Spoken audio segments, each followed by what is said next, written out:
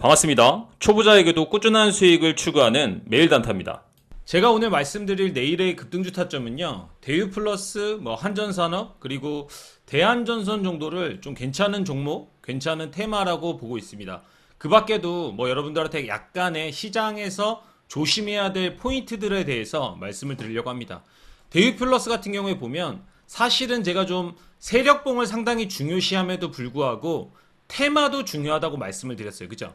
근데 대유플러스 같은 경우에는 약간은 개별 테마의 형식으로 상승을 하고 있다. 그럼에도 불구하고 이렇게 전고점들을 넘어주는 모습에서 플러스 요인은 줄 수 있으나 집단군을 형성하지 않은 모습, 이런 것들은 약간은 마이너스 포인트를 가지고 있습니다. 그래서 제가 여러분들한테 항상 종목 선정을 하고 나면 저는 약간 일률된 자리, 직관적인 자리에서 매수하는 것을 확인할 수가 있는데, 제가 항상 이렇게 1라인쯤에서 매수를 하잖아요. 그죠? 여러분들 아마 그거 알고 계실 거라고 생각을 해요. 그럼에도 불구하고 이 종목은 지금 현재 매수하지 않았습니다. 왜냐면 제가 테마의 강도, 세력봉의 힘, 그리고 입성 패턴, 세력들의 입성하는 것들을 어느 정도 확인한 다음에 어떤 종목, 시장의 주도주들은 조금 더 위에서 사기도 하고 시장의 주도주가 아니라고 생각하는 것들은 조금은 낮게 사기도 한다라고 말씀을 드렸어요. 그래서 항상 여러분들한테 말씀드리는 게 뭐냐면 각자의 시나리오, 이 종목에 대해서 분석을 하고 시나리오를 짤 수 있어야 된다라고 이야기를 하고 있습니다. 그죠? 그래서 저는 이 종목이 약간 이 2선부터, 이 상단존의 2선부터 매매를 하면 상당히 매매하기 좋은 자리이다. 그리고 만약에 매매를 했을 때 약간 밀리더라도 부담스럽지 않은 자리이다라고 말씀을 드립니다. 사실은 조금 더 공격적으로 매매를 한다면 오늘 종가 베팅부터는 매매를 할 수 있는 자리이긴 합니다. 그래서 저는 약간 1차로 소량의 물량을 종가 베팅을 했습니다. 근데 제가 뭐라고 말씀을 드렸죠?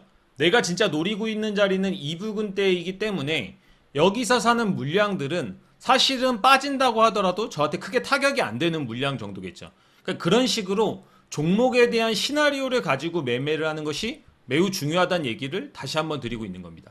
그래서 실질적으로 제가 여기서 조금 샀기 때문에 만약에 여러분들이 내일 내려오는 이 구간대에서 1차 매수를 시작하신다라고 한다면 상당히 좀 가벼운 마음으로 매매를 하실 수 있을 거라는 생각을 해서 제가 리스크가 있음에도 불구하고 이렇게 오픈을 해드리는 거예요.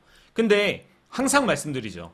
여러분들이 그냥 무료 추천주에 한정돼 있지 말고 사고를 거기 안에 가두지 마시고 제가 이 종목을 왜 매매했는지, 그리고 항상 이렇게 여러분들한테 말씀드리는 시나리오들을 점검을 해서 여러분들만의 매매를 하시는 게 제일 중요하다라고 이야기를 합니다. 그죠? 그런 식으로 사고를 좀 확장하는 습관들을 들이시길 바라도록 하겠습니다.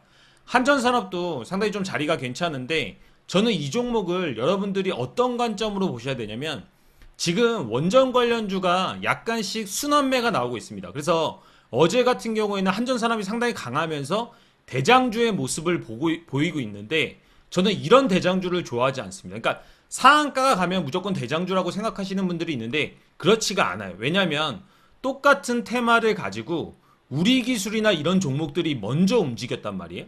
그러니까 이 집단군이 먼저 움직였기 때문에 주도 테마가 있고 뒤에 따라가는 후발주의 테마군들이 형성이 될 수가 있습니다. 그래서 한전산업 같은 경우가 그런 종목이라고 생각을 하는데, 물론 이 종목도 내일 주가가 떨어진다고 한다면 저는 세력들이 있고 오늘 눌린 이 음봉의 모습이 거래량이 그렇게 터지지 않았기 때문에 상당히 좀 좋다라고 생각을 하고 있어요. 그래서 내일 만약에 꼬리를 준다라고 한다면 충분히 공략은 해볼 수 있겠으나 제가 주력으로 원하는 테마군은 아니라는 거죠. 그래서 똑같은 테마를 거래하고 똑같은 상한가를 거래하더라도 어떤 테마군이 강한 테마군이고 선발 테마군인지에 대해서 이해를 하시면서 매매를 하는 것들이 상당히 중요하다, 그런 말씀을 드립니다. 저희가 오늘 실제로 우리 기술 같은 종목들을 리딩으로, VIP 리딩으로 매매를 했어요. 한전산업 같은 경우에도 만약에 내일 빠지면 이렇게 저가를 깨는 투매 구간에서는 충분히 매수를 할 수 있다라고는 생각을 합니다. 하지만 아까 말씀드린 것처럼 우리 기술이나 보성파워텍 이런 1차 주도군보다는 조금은 떨어지는 비중, 아니면 조금은 떨어지는 점수로 분석을 하고 매매를 하시는 것이 상당히 좀 중요하다, 그런 얘기를 드리도록 하겠습니다. 대한전선을 마지막으로 볼 건데요. 이 종목 상당히 저는 좀 괜찮다라고 보고 있습니다. 왜냐하면 일봉상으로 상승할 때, 이 종목이 시장의 주도주처럼 올랐어요. 그러니까 개별 테마를 가지고 있음에도 불구하고 나홀로 상당히 강력한 상승을 보여줬단 말이에요. 근데 이게 바닥 대비 강하게 올라오니까 떨어질 때도 어떻게 떨어져요? 강력하게 떨어집니다. 상당히 무섭게 떨어져요. 근데 세력이 명확하게 있고 시장의 주도주의 어느 지위를 가지게 되면 어떤 현상이 발생을 하냐면 제가 한번 보여드리도록 하겠습니다. 이런 식으로 강력하게 종목이 반등이 나오면서 떨어진다는 거예요. 그래서 만약에 이 종목을 가지고 매매를 했다라고 한다면 고전을 할 수는 있었겠으나 손해를 보기는 쉽지 않았다는 것을 확인할 수가 있습니다. 왜냐하면 일선에서 일단은 정석적으로 반등이 나와줬고 기본적으로 제 개념이 이런 게 있습니다. 일선을 이제 깨고 종목이 중간쯤에서 반등을 나온다라고 한다면 저는 더 큰 투매를 노리거든요.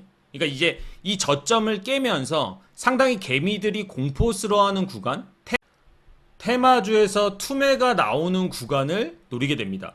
그러면 여기 이 중간쯤에서 반등이 나왔기 때문에 다음 매수 포인트는 당연히 2선과 3선의 중간쯤이 될 것이고요.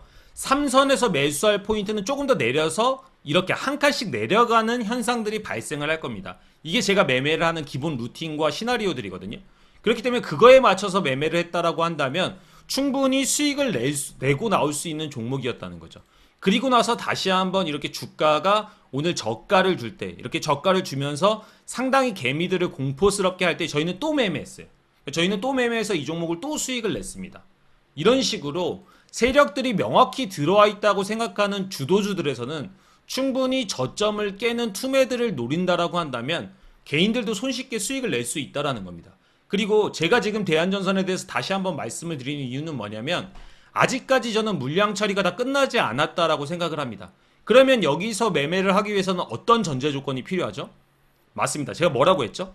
개미들의 투매가 일어나야 된다라고 말씀을 드렸습니다. 그러면 이 저점을 깨면서 다시 한번 공포스러운 구간이 연출이 돼야 돼요.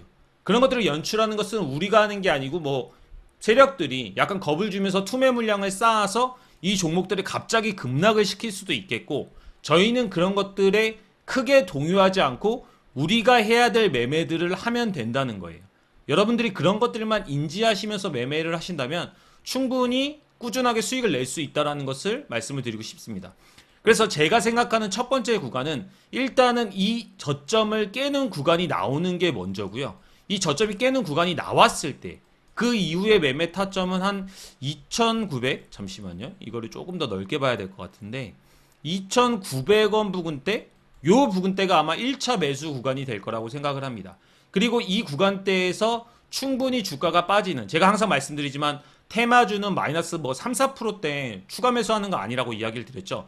왜냐하면 등락폭이 상당히 강하기 때문에 그렇게 매매하지 않더라도 종목 자체가 가지고 있는 힘을 통해서 올라올 수 있다라고 말씀을 드렸습니다. 그죠? 그러면 한 7% 구간대면 2,700원 부근대가 되나요? 네. 요 부근대에서 2차 구간대를 잡는다라고 한다면 내일 만약에 오전에 시작하자마자 우리 개미들을 상당히 공포해 주면서 음봉을 또 뽑아준다. 그러면 상당히 저는 여기서 강력한 반등이 나올 수 있는 포인트가 생길 수 있다라고 생각을 합니다. 그리고 저는 거기에다가 강배팅을 할 수 있는 어떤 뭐 저만의 통계치가 있고요. 또 저만의 기법들이 있고 저의 경험치가 있습니다. 그래서 항상 여러분들한테 말씀드린 건 뭐냐면 자기의 기준이 상당히 중요하다. 그리고 자기의 기준을 가지고 그런 것들을 계속 가다듬다 보면 여러분들 충분히 꾸준하게 돈을 버실 수 있다는 것을 말씀을 드리고 싶은 거예요. 제가 이렇게 세 종목에 대해서 말씀을 드렸는데 여러분들이 이 시나리오를 가지고 한번 그냥 흘려듣지 마시고 그냥 매수 타점만 체크하고 넘어가시는 게 아니고 실제로 이렇게 종목들을 분석하고 다음 매매를 진행을 할 때 이런 식으로 나도 매매를 해봐야겠다. 머릿속에 그치지 마시고 실행으로 옮겨보시면 정말로 짧은 기간에도 여러분들 실력이 상승하는 것들을 충분히 느끼실 수 있을 겁니다. 그리고 주의사항으로 하나를 더 말씀드리고 싶은데 세미시스코까지만 보겠습니다. 이 종목을 보면 지금 올라가는 모습이 약간은 대한전선과 비슷한 모습을 그리면서 올라가고 있어요. 지금 보시면 여기서 이렇게 급등하는 모습들이 나오고 있죠. 이게 400%가 올라갔습니다. 그죠? 그러면 바닥 대비 400%가 올라갔다는 것은 반대로 얘기하면 세력들도 본인들이 차익 실현할 때까지 충분히 주가를 끌어올렸다는 뜻이 되는 거예요. 무슨 말인지 이해 가시나요? 그래서 지금부터 이 종목을 그냥 하한가로 밀면서 매도를 해도 상당히 본인들은 수익을 챙기기가 쉽다.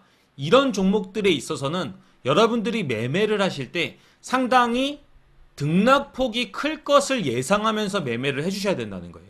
또는 하한가가 한 번은 꽂힐 수 있다라는 생각을 하시면서 매매를 하셔야 된다는 겁니다. 그래서 제가 이렇게 급등하는 종목들은 되도록이면 여러분들이 고수가 아니라는 전제하에는 5일선을 깬 자리부터 매매를 시작하시라는 것을 강권해 드리는 겁니다.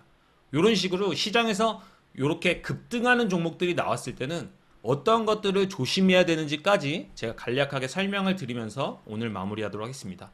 내일도 상당히 좀 시장이 좋을 거라고 생각을 해요. 왜냐면 제가 저번에도 말씀을 드렸지만 대선이 얼마 남지 않았기 때문에 테마주들이 계속해서 나오고 시장이 좀 지수의 영향과 상관없이 활력 있게 돌아가고 있다는 것을 느낄 수가 있습니다. 테마주 하시는 분들은 이럴 때 돈을 많이 벌어 주셔야 되거든요.